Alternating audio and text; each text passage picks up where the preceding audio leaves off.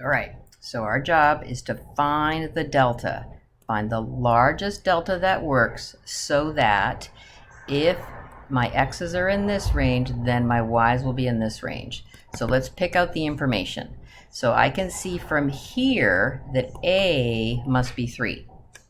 And I can look here and see my function must be x squared, and this is my L. My L must be 9, and then this is my epsilon. My epsilon is 0.01. So make sure you've got it right. So you should be able to write a limit statement that works. So limit as x goes to 3, right, of f of x equal L. Right? The limit is x goes to a of f of x equals L, S, and that works. Okay, I think it's really helpful to draw a picture, so I'm going to encourage you to do that. So let's just draw y equal x squared, and then put the x equal 3, and then you know that 3 goes with the y value of 9. All right, so now where does the epsilon come in? The epsilon is the neighborhood of going up and down on the y-axis. So this will be 9.01 and this will be 8.99. So epsilon is the enemy, what you're fighting, what you're trying to get to can be contained on the y-axis. So then what I do is I work these backwards. So I'm going to work it backwards. I'm going to take this y value and work it backwards, right? And I'm going to find out what these two x values are. Remember, these are just the x values. Those are not the deltas yet. Okay, so you can kind of help yourself along. How do I get from 9 until 3? If I wanted to go backwards, I would take the square root. So this x value right here would be the square root of 9.01. This x value right here would be the square root of 8.99. Okay, so then I just label this. I'll just kind of be consistent. I'll label that one as delta 1 and that one as delta 2. So my delta 1, if I subtract in the order to keep a positive distance, I'll have 3 minus the square root of 8.99. My delta 2 will be root 9.01 subtract 3, just subtracting to keep a positive distance. All right.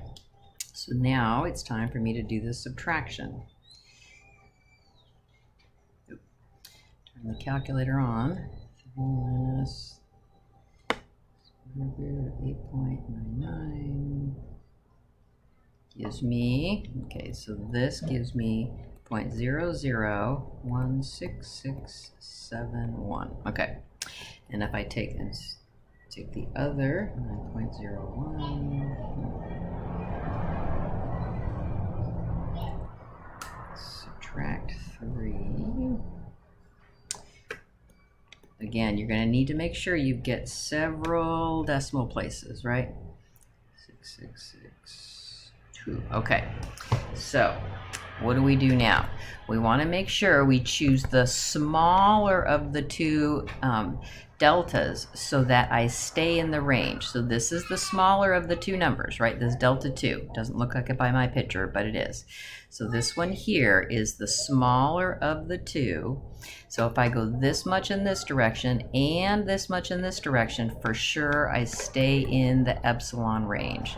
So choose delta equal 0.001662. All right, so if I was to make this picture a little better so I could perhaps show you. So if this dropped down to be here, okay.